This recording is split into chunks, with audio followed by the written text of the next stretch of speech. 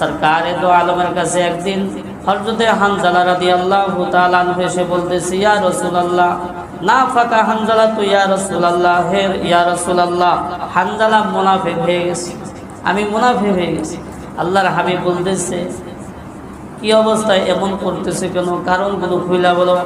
হযরতে হানজালা রাদিয়াল্লাহু তাআলা আনহু বলতেছে, ইয়া রাসূলুল্লাহ, যখন আপনার কাছে থাকি, দ্বীনি কথা শুনি, তখন আমার অবস্থা একরকম থাকে।